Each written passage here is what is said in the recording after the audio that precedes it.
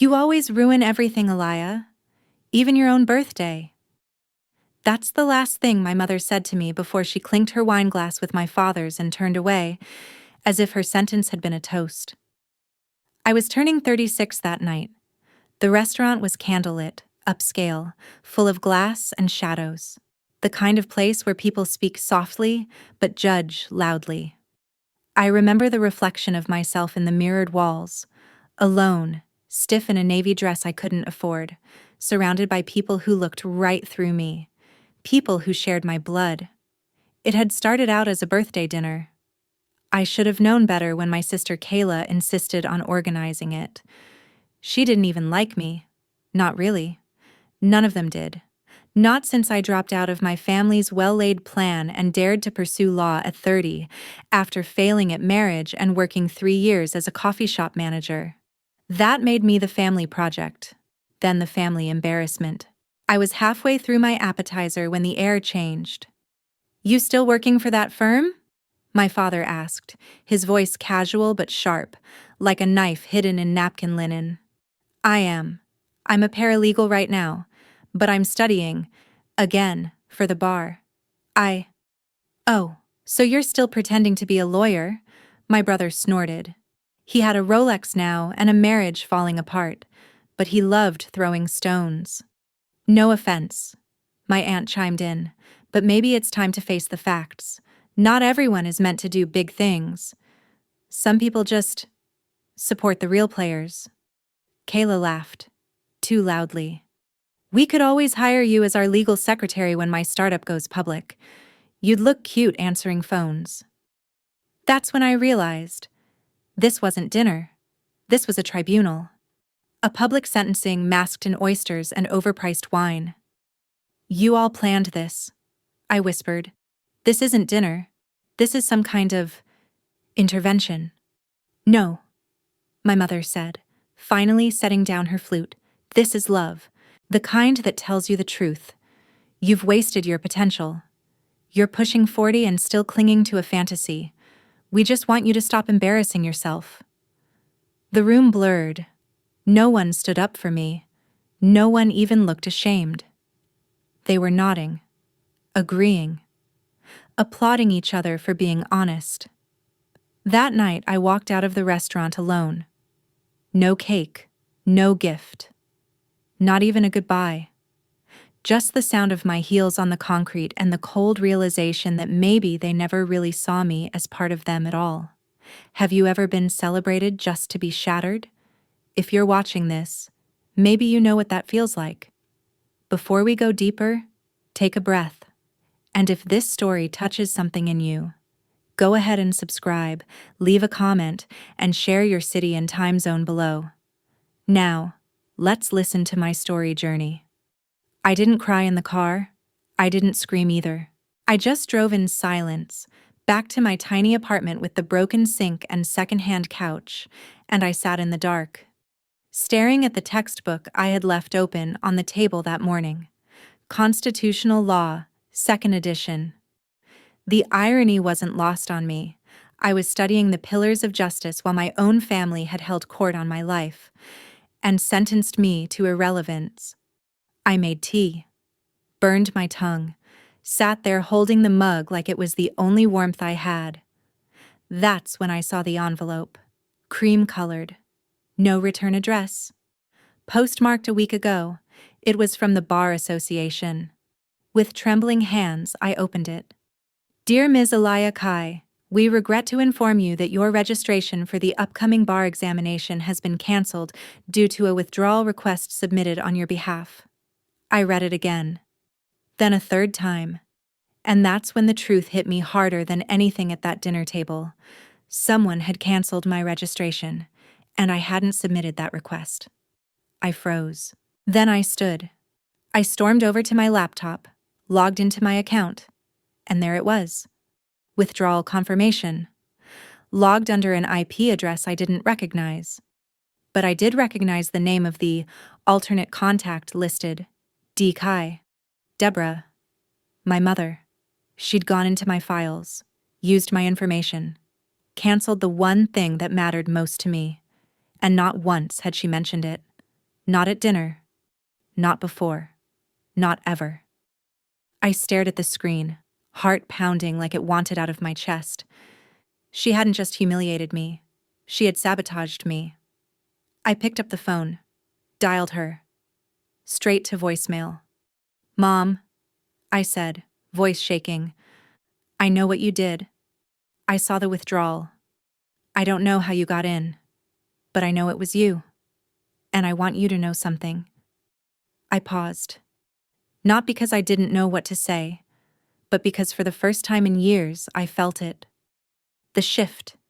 The click of something old and heavy falling away. "I'm done. You don't get to be part of my life anymore. You don't get to decide who I am or what I can become.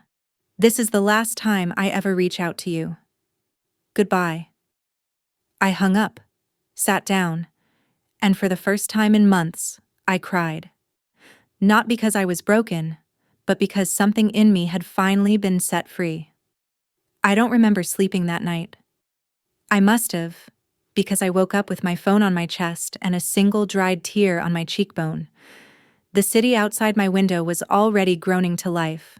Sirens, garbage trucks, a dog barking 2 floors down. But inside my apartment, it was just me, the silence, and a clock blinking 6:17 a.m.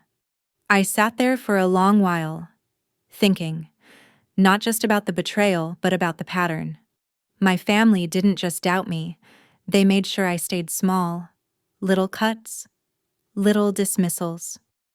That's not a real job. Why would you waste your time on that? You've always been dramatic, Alaya. Even when I got the paralegal job, they said I'd finally found a reasonable lane. But the second I reached for something more, something that scared them, they yanked the steering wheel. Not anymore.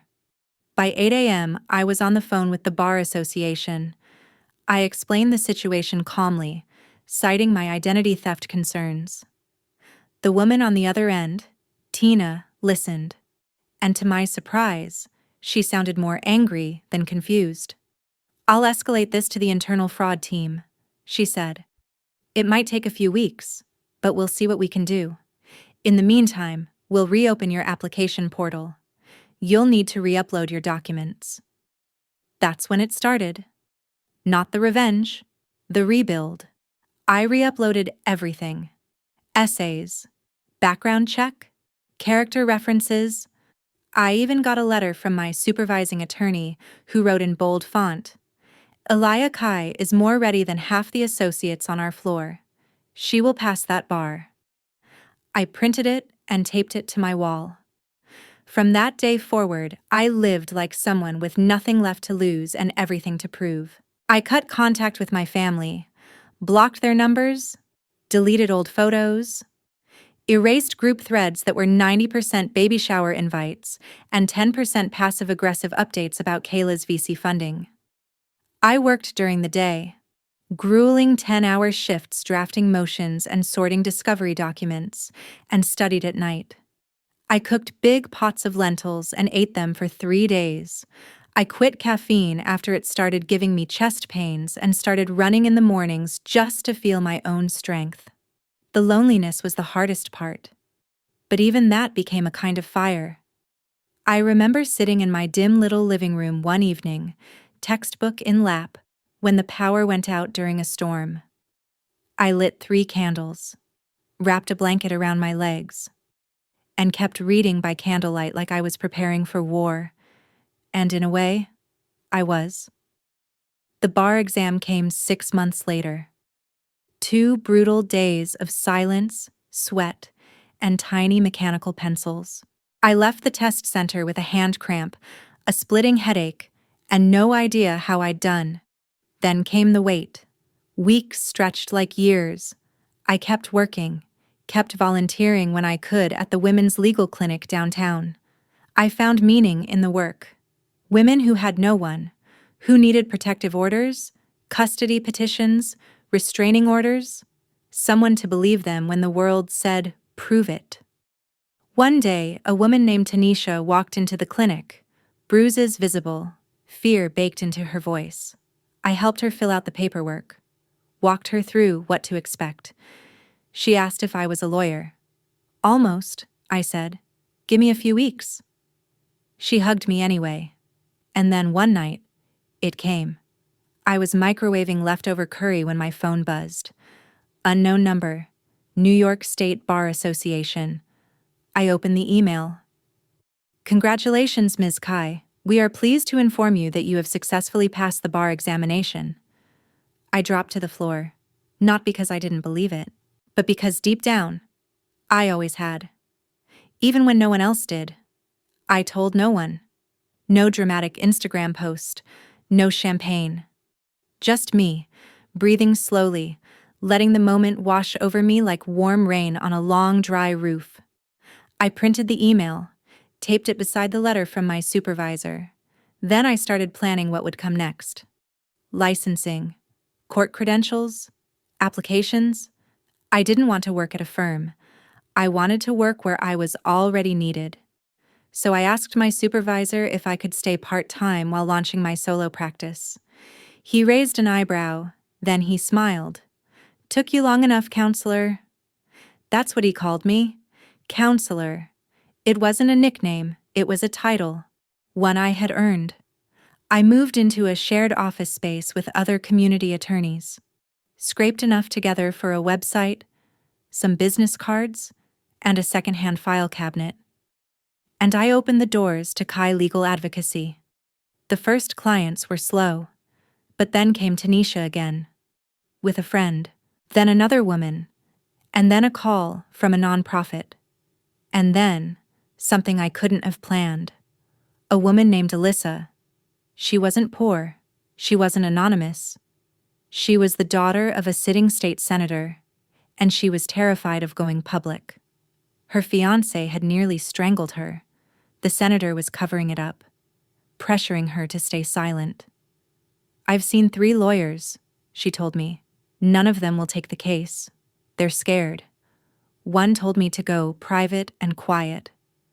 But I saw what you did for Tanisha. I want you. I didn't say yes right away. I knew what it meant. Power, reputation, political fallout. And I was just starting. But when she showed me the bruises, and the voicemail from her father warning her to shut it down, I couldn't walk away. So I didn't. We filed. The media got wind. Suddenly, my name was in bold on blogs. Unknown attorney takes on political giant. I received threats. A brick through the window of my building. Anonymous calls. A shadow following me on my way to work. But I kept going. Because finally, I wasn't fighting to prove something to my family. I was fighting for someone else. For someone who had no family to protect her. And that made me stronger than I'd ever been. The first hearing was a circus. Flashbulbs. Reporters shouting my name. Alyssa clutching my hand with a grip that said, "Don't let go." And across the aisle, Senator Keegan, her father, seated with his legal team like royalty watching peasants plead. That's when I saw him. My brother, Marcus. Slick suit, flag pin on his lapel. And a smirk so familiar it felt like an old bruise. He wasn't just watching. He was part of the opposition. Of course he was.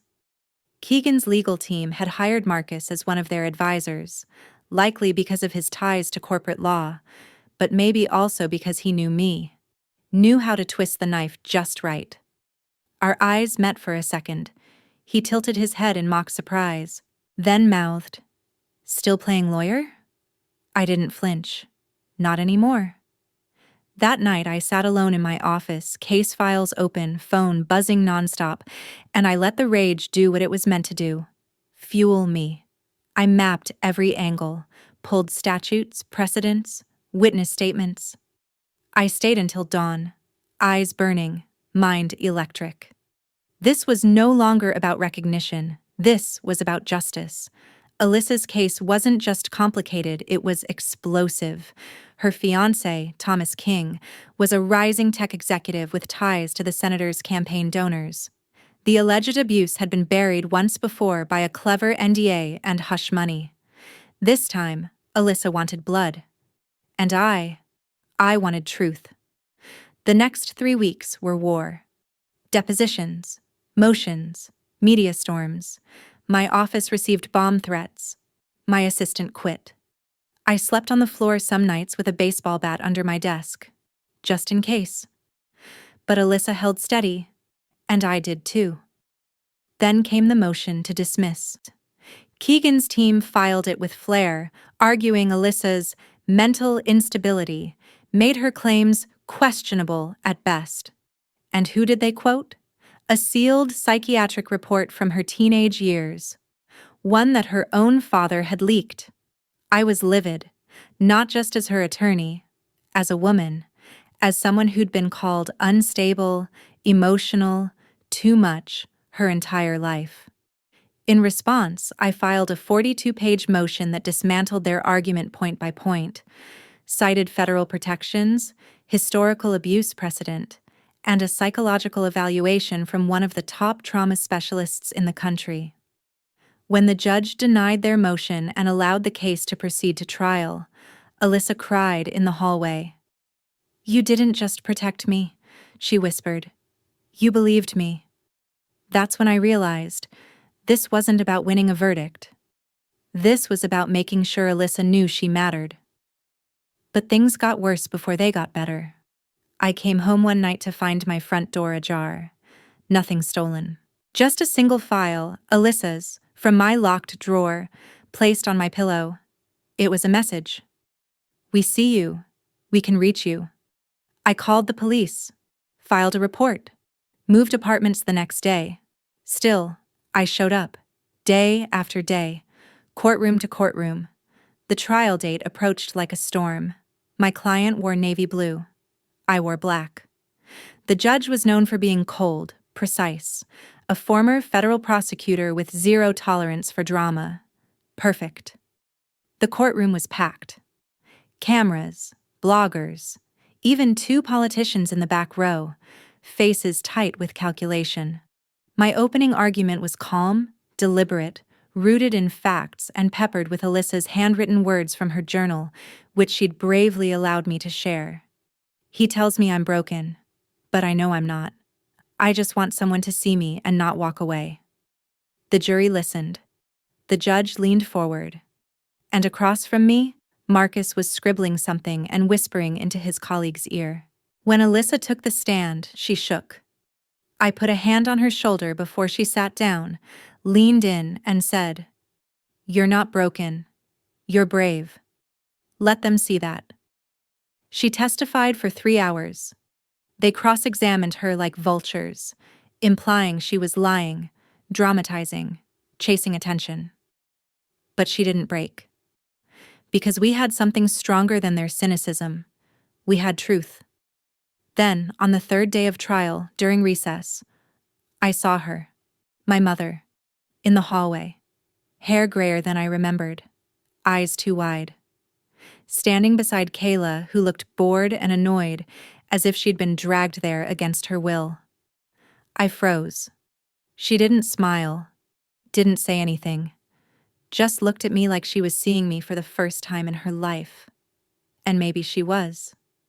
Because this wasn't the girl she called a disappointment. This wasn't the barista in borrowed shoes. This was a woman in heels that echoed across marble floors. This was the woman they tried to erase. I turned my back. I walked into the courtroom and didn't look back. We called our last witness, Alyssa's college roommate, who had seen the bruises, heard the threats, and nearly took Alyssa to the ER once when things got too violent. The defense tried to spin it, but the jury was already shifting. You could feel it. The verdict would come the next day. As I gathered my files, the judge cleared his throat. Everyone paused. He looked directly at me.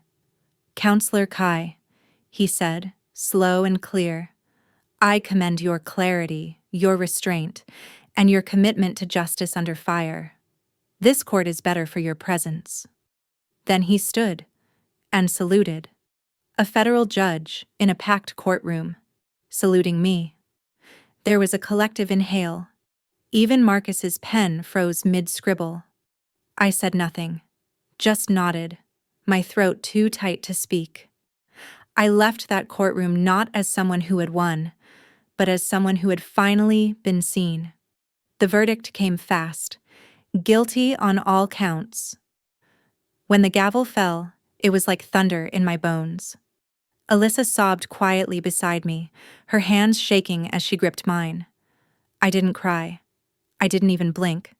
I just sat there, still and silent, watching as justice, real justice, finally had its day.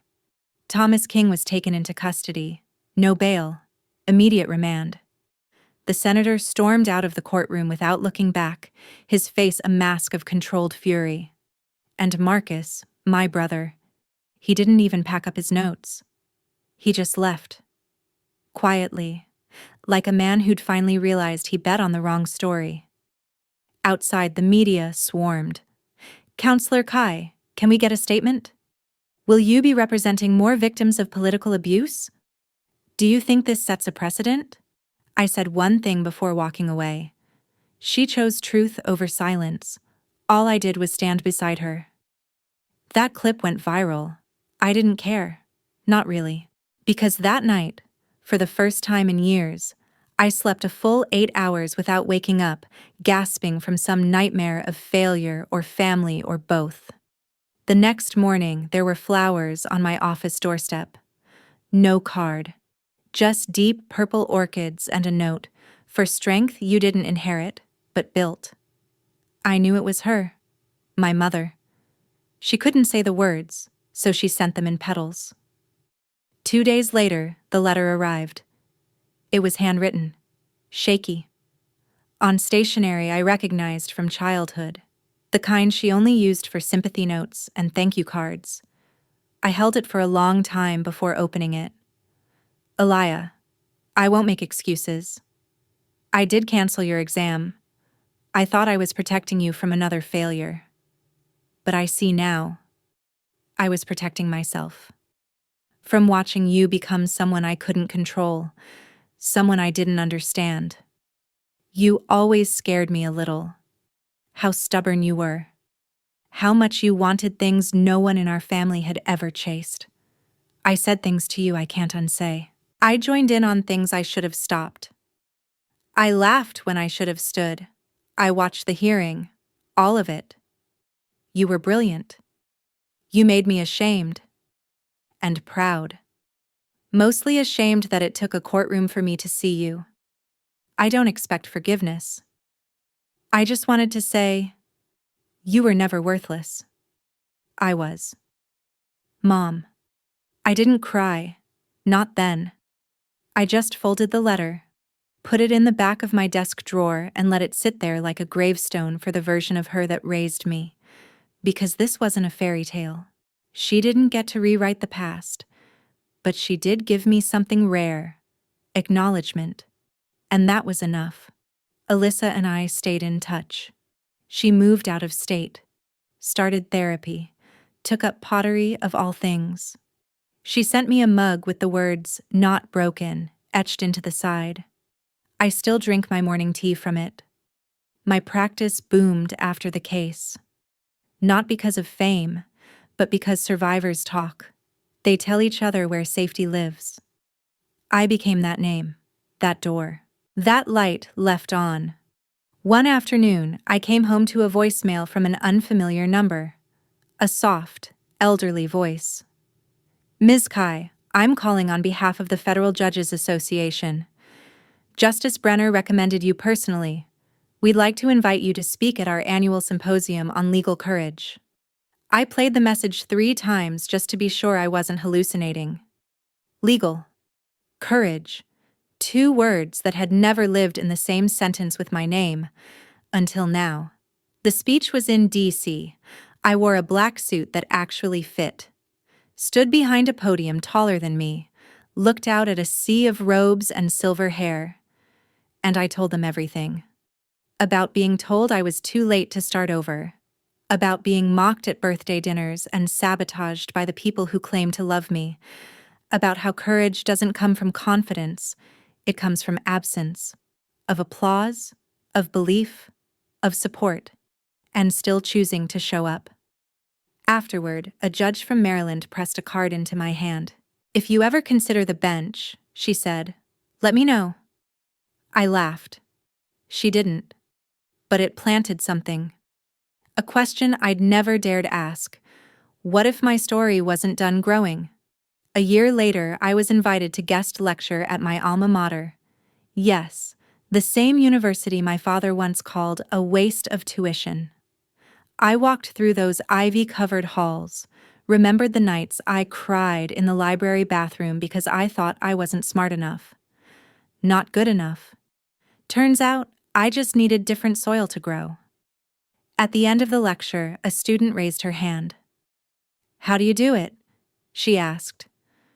"How do you survive being the family disappointment?" I smiled. Not bitterly, gently. "You stop trying to prove them wrong," I said, "and you start proving yourself right." That night, I stood in front of my apartment window, watching the city pulse and move. My desk was stacked with new case files.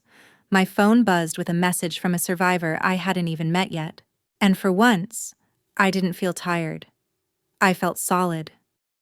I may have come from a family that called me worthless, but now, I was a name they had to say with respect. Because I had walked through the fire and turned it into my courtroom.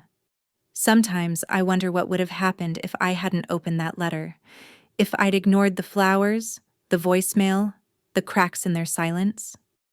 Maybe nothing would have changed. Maybe I would have kept walking, eyes forward, heart steeled. But the truth is, I did open it. I did read every shaky word my mother wrote, and though it didn't fix things, it shifted something. Not forgiveness? Not yet. But a crack in the wall. The next time I saw her was at Kayla's baby shower. Yes, I went.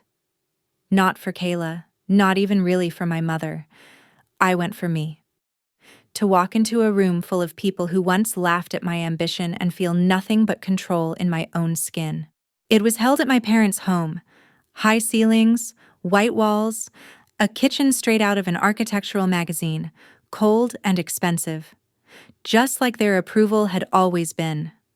I arrived late, on purpose. When I walked in, every head turned. Not because I was late, but because I was different. Tailored navy dress, clean lines, confident stride, a quiet kind of power, the kind they couldn't mock, because it wasn't asking for their praise. I found Kayla in the kitchen, pregnant, radiant, fake smiling through her 6th gift opening. She looked up.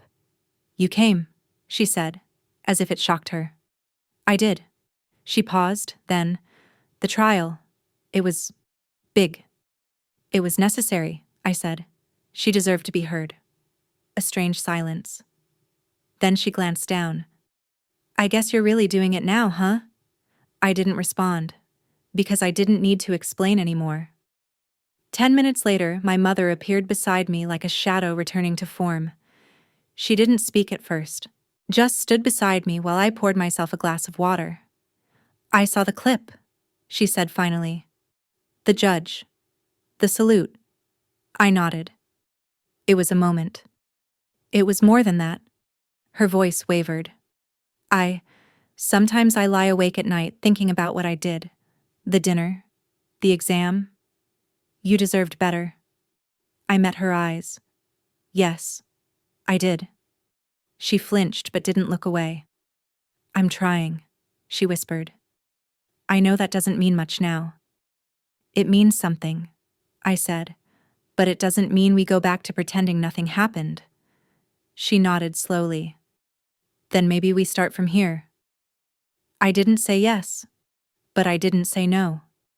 Later, when I left, I walked past my father without stopping. He didn't speak either.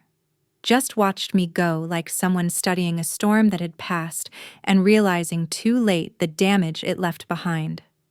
In the weeks that followed, my life picked up speed. Speaking engagements, community events, a surprising offer from a legal nonprofit asking me to train their young attorneys. I accepted, and once a week, I stood in front of fresh-eyed hopefuls and told them what I wished someone had told me at 25. Your value doesn't need to be explained, only lived.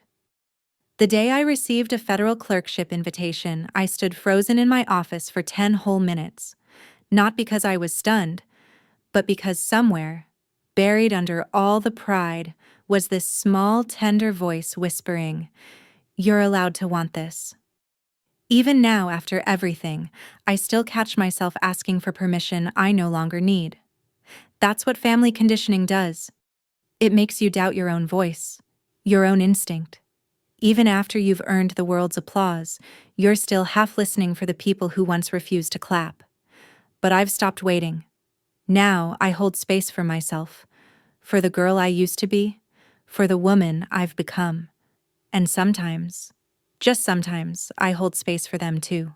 For my mother, who calls once a month now, carefully.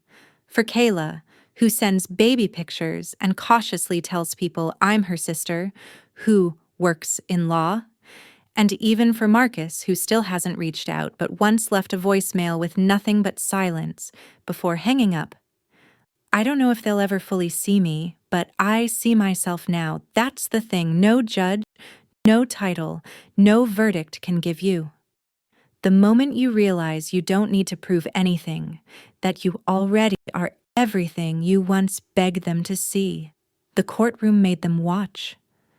But it was my quiet persistence, my refusal to disappear, that made them remember my name.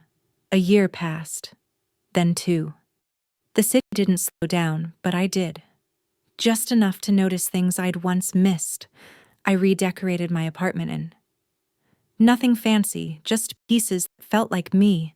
A deep green couch, heavy curtains that kept the morning out when I needed rest, a candle on the windowsill that smelled like cedar and possibility. I started baking on Sundays, not because I was good at it, but because there was something healing about watching things rise. Sometimes they collapsed, sometimes they didn't, kind of like people. And then came the letter. This time, not from my mother, not from the bar, but from the Office of the Judicial Appointments Committee. They'd been reviewing candidates for a new magistrate judge position in the city. A recommendation had come from Judge Brenner himself. Unorthodox background, exceptional courtroom presence, demonstrated moral courage. I stared at the envelope for an hour. I wasn't supposed to be a judge. Not by their standards, not by my family's. Certainly not by the mold of who gets to wear that robe. But the letter didn't ask what I used to be. It was asking what I was now. I accepted the interview, showed up in a black suit with hands that barely trembled. They asked about my biggest mistake. I told them the truth, trying to become who others expected. I lost years to that. I don't regret the learning, but I do regret the silence. They asked about courage. I said, "It's not what you show when people are watching. It's what you keep doing when no one claps, no one believes, and you do it anyway." They didn't ask about my family, but they did ask about the trial, the salute. I told them the moment was less about me and more about what it represented. For every woman who's been told to sit down, I stood. That's all it was. That's all it ever needs to be. Weeks later, the offer came. Judge Elia Kai. The nameplate arrived before I'd even told anyone. I held it in my lap that night, alone, fingers tracing each letter like it was written in Braille. I never imagined a world where my name would be spoken with reverence. Not after the dinners, the disappointments, the cold stares over Christmas turkey. But here it was. Proof that sometimes you don't need anyone else to open the door. You become the door. My swearing in was quiet, by choice. A handful of colleagues, 2 mentors, and my assistant, who once quit out of fear but returned after seeing the trial unfold online. No family, until the very end. When I was standing outside the courthouse, still in my robe, staring up at the steps like they were the staircase I'd been climbing for a lifetime, I heard my name. Elia. I turned. My father stood there, older than I remembered, weathered, like life had worn through the starch in his bones. He didn't smile, didn't move closer, just said, "You made it farther than any of us." I waited. "Your mother told me what she did," he added quietly. "The dinner, the bar, all of it. I didn't stop her. That's on me." Still, I said nothing. He looked down at his hands. "We built a family on control, and you were the one thing we couldn't control, so we punished you for it." Silence stretched between us. "I'm not asking for forgiveness," he said. "But if there's ever a courtroom for that, I hope one day you'll let me stand before you." I blinked. Once. Then said, "I'm not on the bench yet." He gave a breath of a laugh. "That's fair." He left after that. No hug, no long goodbye. Just the smallest seed of something that might grow, if I let it. I didn't cry. I didn't run after him. I just stood there, letting the afternoon light fall across my shoulders, my robe catching the wind like a sail, like wings. Inside the courthouse, a clerk tapped on the glass. "Judge Kai, they're ready for you." And just like that, I walked in. No fear, no trembling, just a quiet certainty that everything I'd walked through, the cruelty, the betrayal, the sacrifice, had led here, had built me for this. The girl they once called worthless, she now held the gavel. The courtroom feels different when the gavel is yours. The first time I sat behind the bench, I placed both palms on the polished wood and closed my eyes, not for drama, for grounding, for remembering. Every nick in the wood, every echo of footsteps in the gallery felt like history breathing. Then I looked up, and there she was, a defendant in her 20s, hair in a messy bun, wrinkled blouse, eyes like a dog waiting to be hit. She was charged with contempt for lashing out during her custody hearing. The file said, aggressive. The whispers outside said, unhinged. But I recognized her immediately. Not her face, her spirit. She stood like someone used to shrinking, someone who had decided just once not to shrink, and paid the price. I glanced at her record, no priors, worked 2 jobs, raised a son alone, and yes, she yelled at the judge who called her emotional. Yes, she used a word that starts with F. So did I, many times. Only difference was, I never got caught. I cleared my throat. "Miss Green, I've read your file. I understand your frustration." She braced herself, probably expecting a fine, maybe even jail time. Instead, I said, "What you did wasn't appropriate, but it was human. This court believes in both accountability and context. So I'm suspending all penalties. What I will ask is that you attend a single conflict resolution class, not as punishment, as preparation for a life where people will try to shrink you again." She blinked. Once, twice, then covered her face and cried. The bailiff handed her tissues. I let her sit in silence. Sometimes, mercy is the lesson. That night I walked home instead of taking a cab. The wind was sharp, but I didn't mind. I passed the cafe where I used to study through the window, broke and terrified. Past the alley where my car once got towed and I cried into my knees. Past the building where I took that first call about Alyssa's case. Everything had changed. And yet, I hadn't become someone else. I'd just finally become myself. When I got home, there was a package waiting. No sender. Inside, a hardcover leather-bound journal, blank, and a note tucked into the first page. For the judge who writes her own rulings, not just in court, but in life. I never did find out who sent it. Maybe it was someone from the firm. Maybe Tanisha. Maybe my mother, now quiet in her small, slow life. Doesn't matter. The message was true. That journal sits on my nightstand now. Some nights I write in it. Little things, moments I don't want to forget. Like the first time someone called me Your Honor and meant it. Or the look in a woman's eyes when she realizes she's believed. Or the moment I walked past a mirror, stopped and smiled. Not to check my reflection, but because I finally liked the woman staring back. I still don't go to family dinners, still don't show up to Christmas parties or forced brunches with passive judgment wrapped in hollandaise sauce. But last month, I sent a gift to Kayla's daughter, a wooden puzzle, engraved with the words, "May you always find your own peace." No signature, but she'll know. One day. And maybe that's what healing looks like. Not revenge, not reconciliation, but recognition of what was done, of what was survived, of what was built anyway. I was called worthless, but in the silence they left behind, I carved out my name. Not to be loved, not to be accepted, but to be whole. Now, when I take the bench, I say the words I never heard growing up. Let justice be served. And for the first time in my life, it is.